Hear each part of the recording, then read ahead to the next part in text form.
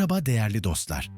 Hayırseverlik ve nazik olmak çoğu zaman övgüyle karşılanır. Ancak aşırıya kaçtığında beklenmedik sonuçlar doğurabilir. Stoacı felsefe bu konuda bize dengenin kıymetini öğretiyor. Nazikliğin sizi nasıl yaralayabileceğini keşfetmek üzere 7 şaşırtıcı yolu inceleyeceğiz. Bu yolculuk hem kendimizle hem de başkalarıyla ilişkilerimizde yeni bir anlayışın kapılarını aralayacak. Stoacılar aşırı nazik olmanın zararlı olabileceğini vurgular. Bu fikir tuhaf gelebilir ama üzerinde düşünülmesi gerekir. Stoacılık, nazik olmanın karşısında değil, ancak kendi ihtiyaçlarınıza da önem vermeniz gerektiğini savunur. İşte burada denge devreye giriyor. Nazik olmanız önemli, ancak bu süreçte kendinizi unutmamalısınız. Hayır demenin gerekliliği, sınırlarınızı bilmeniz ve bunlara saygı göstermeniz gerektiği Stoacı öğretiler arasında yer alır. Bu, bencillik değil, kendinizin de değerli olduğunun farkında olmaktır. Stoacılık, cömertliği teşvik eder, ancak karşılıklı beklentilere dayanan ilişkilerde hayal kırıklığına uğramamak için gerçekçi olmanızı önerir. Her eyleminiz için aynı tepkiyi beklemek doğal olsa da, bu durum bazen sizi üzebilir. Çünkü kontrol edemediğimiz tepkiler, hayal kırıklıkları yaratabilir. Stoacılar, cömertliğin ve ölçülülüğün, duygusal yorgunluğu önlemenin anahtarı olduğunu belirtirler. Kendimizi sürekli olarak başkalarını memnun etme girdabında bulduğumuzda, kim olduğumuzu ve neye ihtiyacımız olduğunu göz ardı etme riskiyle karşı karşıya kalırız. Bu durumda Stoacı felsefe, öz bilinç ve sınırların belirlenmesinin kritik önemini vurgular. Psikiyatrik açıdan bakıldığında bu durum sadece sağlıklı bir zihinsel sınır koymak değil, aynı zamanda kendimize karşı olan otantikliğimizi koruma çabasıdır. Kendini kaybetme, sıklıkla diğerlerinin ihtiyaçları ve istekleri karşısında kendi önceliklerimizi göz ardı etmemiz sonucunda ortaya çıkar. Bu süreçte bizleri enerjisi düşük, huzursuz ve hatta depresif hissettirebilir. Stoacılık, bireyin kendi değerini tanıma ve bu değeri koruma sürecinin aşırı fedakarlıkların ve sürekli başkalarına odaklanmanın yol açabileceği duygusal tükenmişliğe bir panzehir olduğunu önerir. Kendimiz için sınırlar koymak, bizi yıpratan ilişkilerden korunmanın temel bir yöntemidir. Enerjimizi emen kişilerle sürekli etkileşim içinde olmak, zihinsel sağlığımızı olumsuz yönde etkileyebilir ve bizi duygusal olarak tüketebilir. Bu kişilerle sınırlarımızı belirlemek, kendimize olan saygımızı ve değerimizi korumak adına atılmış önemli bir adımdır. Öz disiplin ve içsel kontrolün zihinsel sağlığımız üzerinde derin etkileri olabileceğini savunur. Kendi ihtiyaçlarımızı tanımak ve bu ihtiyaçlara saygı duymak, sağlıklı bir özsaygı duygusu geliştirmemize yardımcı olur. Bu, bizi daha güçlü ve dirençli kılar. Çünkü kendi değerimizi bilir ve ona göre hareket ederiz. Sınırlarımızı belirlemek ve kendi ihtiyaçlarımızı önceliklendirmek, bencillik değil, kendimize duyduğumuz saygının bir ifadesidir. Bu durum, başkalarına olan yardımlarımızı daha anlamlı ve sürdürülebilir kılar. Kendimize karşı dürüst ve otantik olduğumuzda, hayatımızı daha sağlıklı ve dengeli bir şekilde yönetebiliriz. İşte bu yüzden kendinize zaman ayırmak, hayır demek ve enerjinizi korumak, duygusal denge ve kişisel refah için şarttır. Kendi ihtiyaçlarınıza saygı duyarak ve sınırlarınızı koruyarak gerçek bir yaşam dengesi ve iç huzuru keşfedin. Bu, sadece kendiniz için değil, etrafınızdakiler için de daha sağlıklı ve mutlu bir ortam yaratmanın anahtarıdır. Cömertlik ve kişisel sınırların dengesini vurgular, bu da zihinsel ve duygusal sağlığımız için hayati önem taşır. Cömertliğin yararlarını ve aşırıya kaçtığında ortaya çıkabilecek riskleri anlamak, hastalarıma sağlam bir zemin sunmamı sağlar. Cömert olmak, insanlara fayda sağlamanın ve pozitif ilişkiler kurmanın bir yoludur. Ancak kişisel sınırlarını korumak ve ölçülü olmak, uzun vadeli sağlık ve mutluluk için şarttır.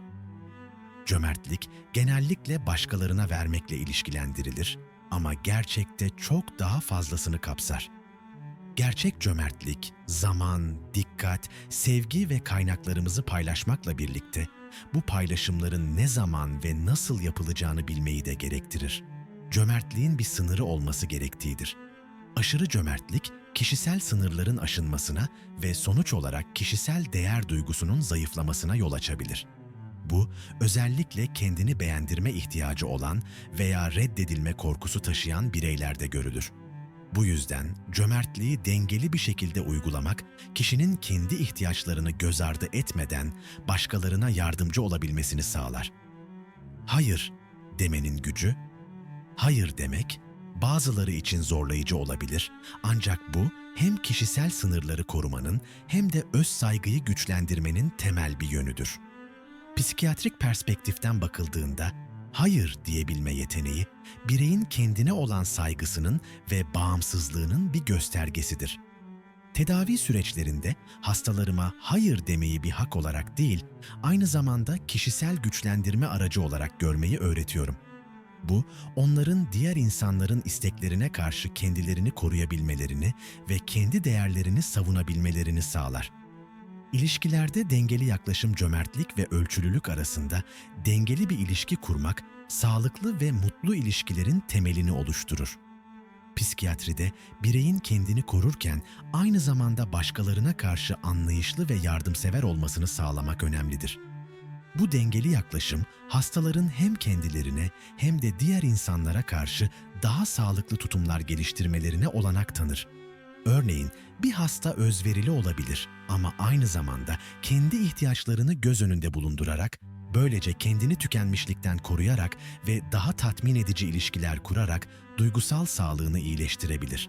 Bireyin kendi ihtiyaçlarına ve başkalarının ihtiyaçlarına duyarlı kalırken, sağlıklı sınırlar çizmesine yardımcı olabilir.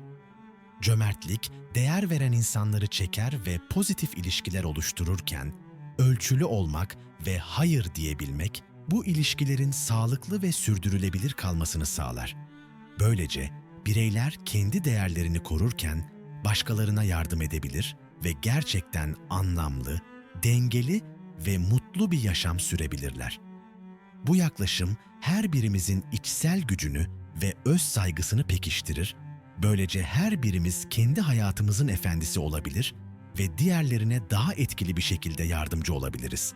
Cömertlik ve nazik davranışlar toplumumuzda sıklıkla yüceltilir ve saygı görür. Ancak aşırıya kaçtığında bu övgüye değer nitelikler beklenmedik sonuçlar doğurabilir. Stoacı felsefe bu konuda bize büyük bir ders veriyor. Her şeyde olduğu gibi cömertlikte de bir denge olmalı. Bu videoda nazik olmanın nasıl zarar verebileceğini keşfetmek üzere 7 şaşırtıcı yolu ele alacağız. Bu hem kendimize hem de çevremizdeki insanlara karşı bakış açımızı yeniden şekillendirecek bir yolculuk olacak. Hayatımızda karşılaştığımız birçok zorluk gibi aşırı nazik olmanın da bizi olumsuz etkileyebilecek yönleri vardır. Belki de en önemlisi sürekli başkalarını memnun etmeye çalışmanın, kendi ihtiyaçlarımızı ve hatta sağlığımızı göz ardı etmemize neden olmasıdır. Stoacı felsefe bu dengeyi bulmamız için rehberlik eder. Aşırı cömertliğin yaratabileceği yüklerin farkında olmak, hayatımızda daha sağlıklı sınırlar koymamıza yardımcı olur. Bu video, cömertlik ve nazikliğin potansiyel tuzağını anlamanız için bir fırsat sunuyor. Sadece başkalarını düşünerek değil, aynı zamanda kendimize de önem vererek yaşamak gerçek bir dengenin anahtarıdır.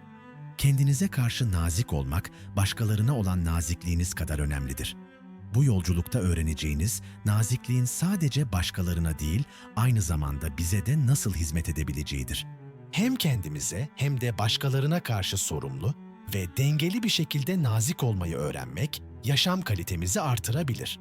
Kendi sınırlarımızı tanımak ve bu sınırları korumak bizi hem fiziksel hem de duygusal olarak güçlendirir. Nazik olmanın doğru dozunu bulmak, çevremizle olan ilişkilerimizi daha sağlıklı ve sürdürülebilir kılar. Nazikliğin karanlık yüzünü aydınlatıyor ve bu bilgiyle daha dengeli, sağlıklı ve mutlu bir hayat sürdürmenin yollarını keşfediyoruz. Sizi de bu anlayış dolu yolculuğa davet ediyorum. Birlikte hem kendimize hem de başkalarına karşı nasıl daha bilinçli ve dengeli bir şekilde nazik olabileceğimizi öğreneceğiz. Bu video sizi hayırseverliğin daha az bilinen yönleri hakkında düşünmeye davet ediyor. Yorumlarınızla, eleştirilerinizle ve önerilerinizle bu tartışmaya katılmanızı canı gönülden istiyoruz. Videonun sonuna kadar bizimle kalın ve bu öğrenme yolculuğunda birlikte ilerleyelim. Eğer bu içeriği faydalı bulduysanız lütfen kanala abone olun ve zil simgesini tıklayarak bildirimleri açın. Böylece her yeni videodan haberdar olabilir ve bu büyüme yolculuğunda bize katılabilirsiniz. Birlikte daha bilinçli ve dengeli bir topluluk oluşturabiliriz. İlerlememize destek olun ve bu yolculukta siz de yerinizi alın.